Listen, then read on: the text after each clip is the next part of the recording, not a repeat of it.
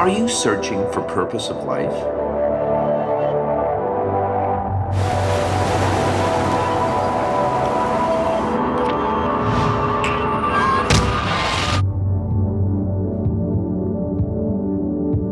Discover your true identity.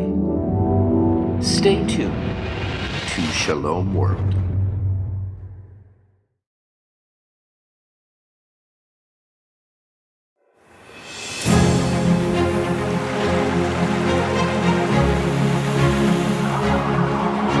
We can only experience resurrection when we are open to die.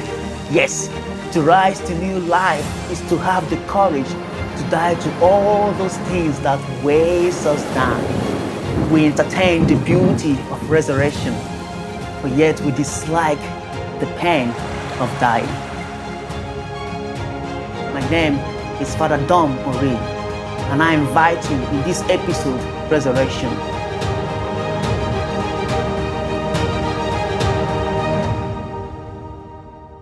Every kind of death we experience in our life is always a setup for resurrection. I'm gonna let that sink in for a bit. You see, the promise of resurrection is to turn your disappointments into something beautiful. When you choose not to be bitter, but to be better. When you choose not to be closed down, but to be open. When you choose not to hold on to how it is supposed to go, but to begin to entertain a whole new tomorrow, when even your hurt, your pain, mess, mistakes can offer an opportunity for a new thing to be born in you, you are setting yourself up for resurrection. There is a story in the Bible, in the book of Job, about a man named Job. Job is loved by God and he is a wealthy man. But then Job suffers. He loses everything he had, his children, his wealth, his livestock, all his properties, all in a matter of a short time. He lost all of them. As if that is not enough suffering for Job, he became very sick and was covered in sores. His friends left him, and those who remained taunted him. Job didn't know what to do. He was suffering. His wife said to him, "Still holding on to your precious integrity, are you? Curse God and be done with it." And Job responds to her, and this is the Message translation: "You are talking like an empty-headed fool. We take the good days from God. Why not also the bad days?" You see, Job was suffering so much that he felt like a piece of him died with everything he lost. It was a form of death experience that he went through, but a kind of necessary death that brought new life in Job. It was this kind of death-like experience that St. Paul highlighted when he said in his second letter to the Corinthians, "We are hard pressed on every side, but not crushed, perplexed, but not in despair, persecuted, but not abandoned, struck down, but not destroyed. We always carry around in our body the death of Jesus, so that the life of Jesus may also be revealed in our body. For we who are alive are always being given over to death for Jesus' sake, so that his life may also be revealed in our mortal body. So then, death is at work in us, but life is at work in you. You see, as we experience death in us, we are also experiencing new life in us. At some point in the course of his death-like experience of suffering, Job cursed the day he was born. He questioned God's intention for him. He asked the question that every one of us asks when we suffer: why me? Job said, "My repose is shattered, my peace is destroyed, no rest for me ever. Death has invaded life." For Job, It was a never-ending torment of pain and hopelessness. It was a death in all its rawness, but one that he needed in order to shred off all those things that is not needed, so that he could make room for something new in his life.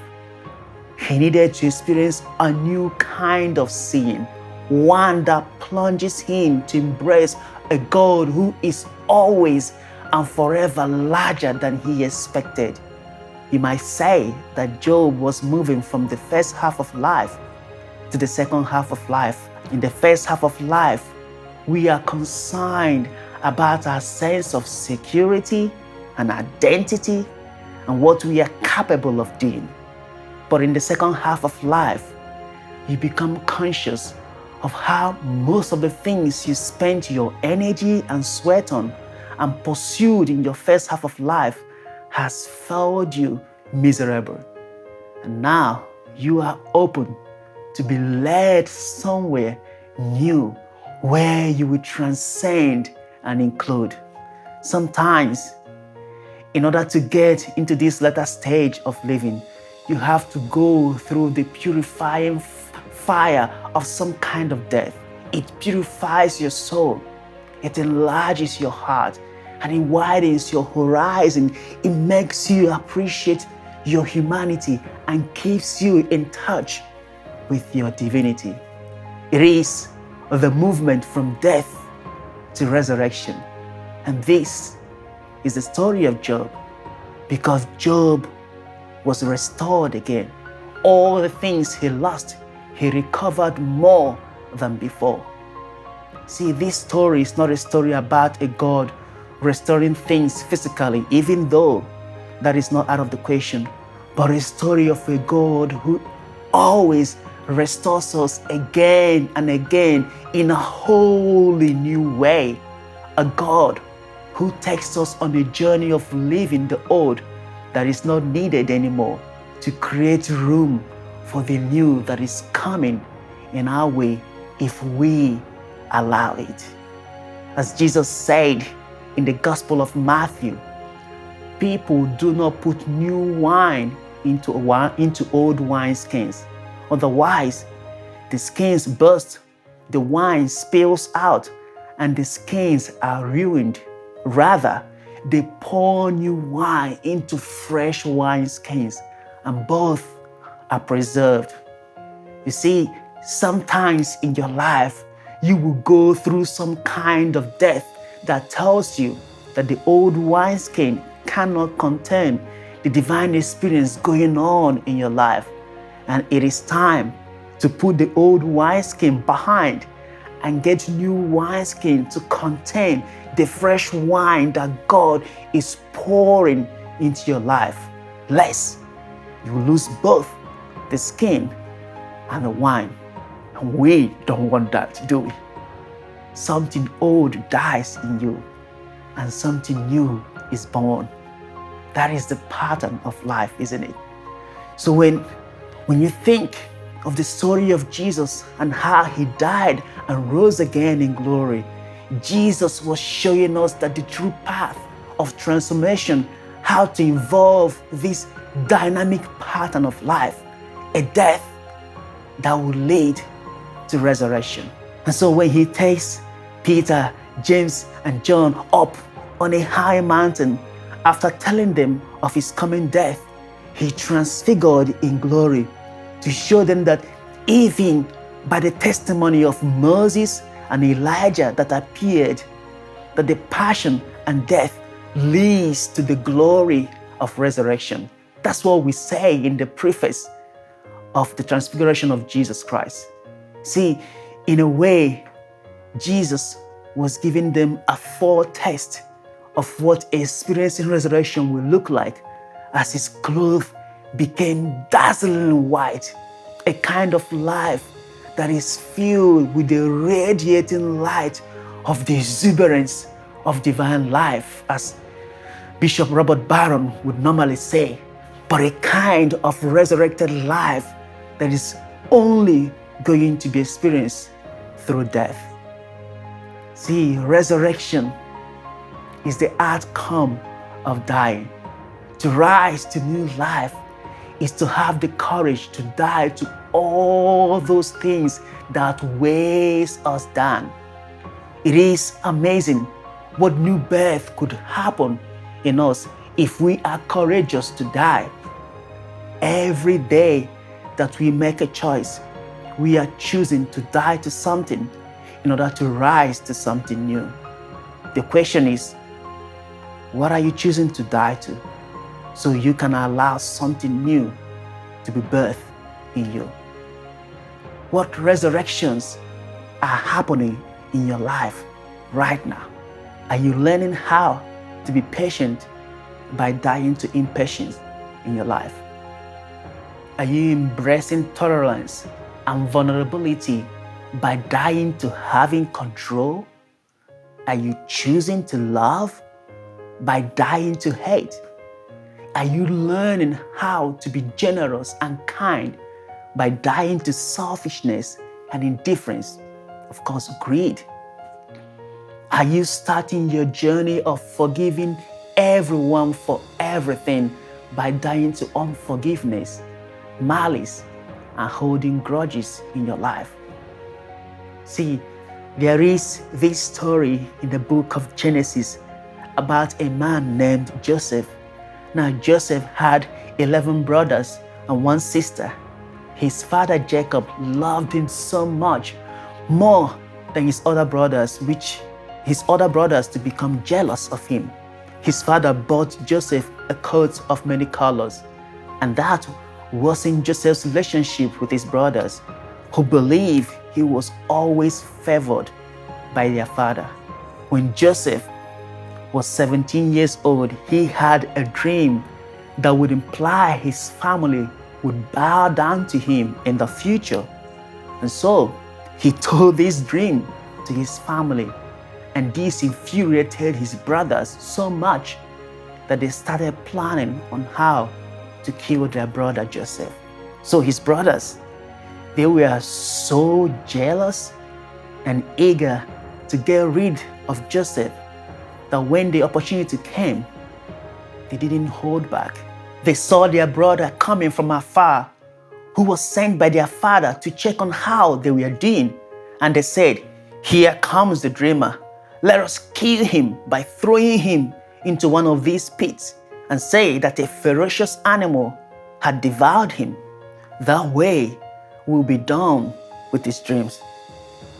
As they argued about that decision, which is horrible, they finally decided to sell him to Ishmaelite traders going to Egypt.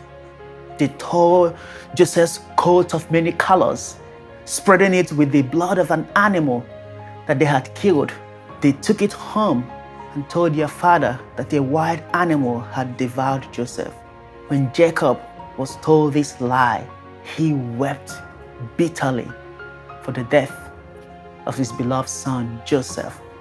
As the story unfolds, in Egypt, Joseph grew to fame to the point that he became the second in command after Pharaoh. As the vizier in Egypt, he didn't get to this position without having to go through trials and some kind of death. After refusing to sleep with the wife of the man, Potiphar, who had bought him from the traders who brought him to Egypt, Potiphar's wife accused Joseph of sleeping with him. Joseph was thrown into a prison. In the prison, he interpreted the dream of his inmate.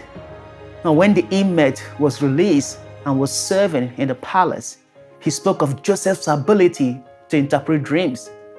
As Pharaoh had a dream that none of his interpreters were able to interpret, Joseph interpreted Pharaoh's dream and was thereafter given the position of being the second in command to take care of food during the time of a famine that he had dreamt about. Now, it was at this time that his family came to Egypt to buy some food. See how things work, how things definitely turns out. When they arrived in Egypt, Joseph saw them and recognized them. So he called them to meet him. His brothers were terrified. They were afraid, thinking that they had done something wrong. But they didn't recognize that it was their younger brother Joseph who was now the visa. As the story unfolds, after holding one of them a prisoner and sending the rest back to their father Jacob in Israel, so they would bring their youngest brother Benjamin to him, Joseph finally revealed himself to his brothers. He said to his brothers, "I am Joseph. Is my father really still alive?" But his brothers couldn't say a word. They were speechless. They couldn't believe what they were hearing and seeing.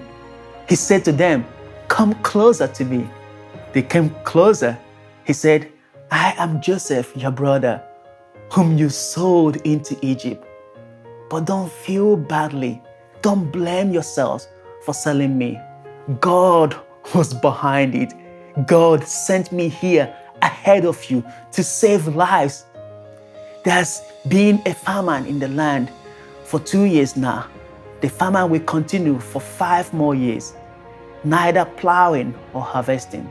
God sent me on ahead to pave the way and make sure there was a remnant in the land to save your lives in an amazing act of deliverance. So you see, it wasn't you who sent me here, but God.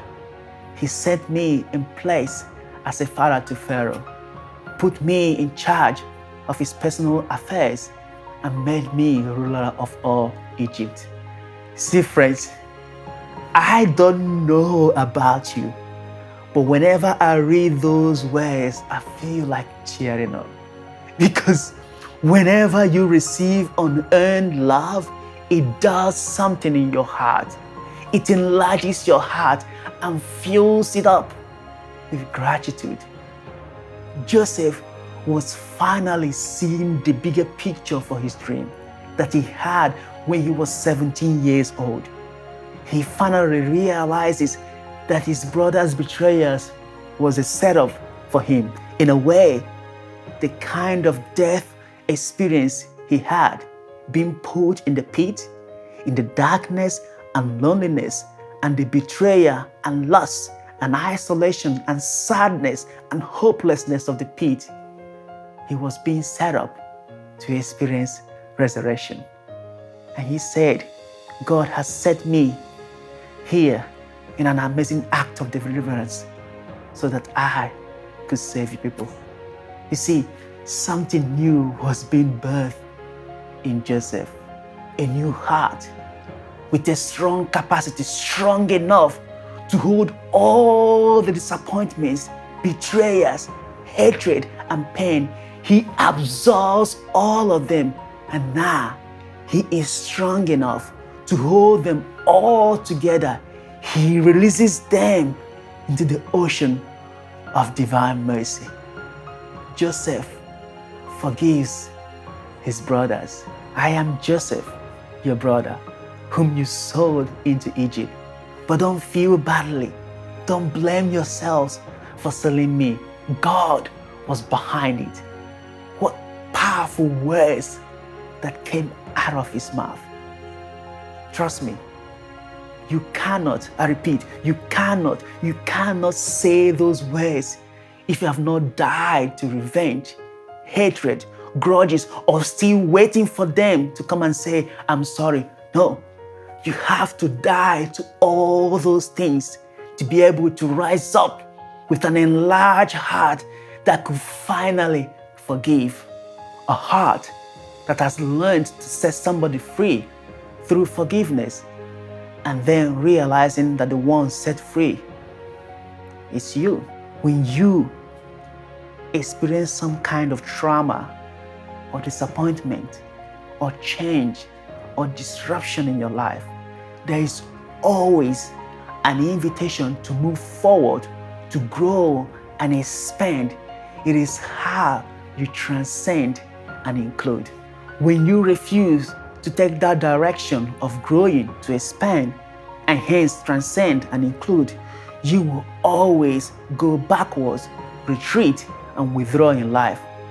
This is the movement that ensues because of the resistance to experience some kind of resurrection in your life. In a way, it is when someone chooses to fold, to be closed down, and to be bitter because of what they have experienced in their life, instead of being open to grow, evolve, expand. There will be no resurrection if one does not go through such death-like experiences. There's no other way. Maybe you are in some kind of situation that wreaks death all over you. May you choose the kind of movement that will move you forward and not backward, to be open to grow through that experience. May you experience the kind of healing and renewal that could help you move to heal the world, because your story is not over yet. Thank you for listening, and I hope these words help you to experience some kind of resurrection in any kind of death that you have experienced in your life. And I hope that it sets you free to live life to the full. I'll see you next week, and may God bless you.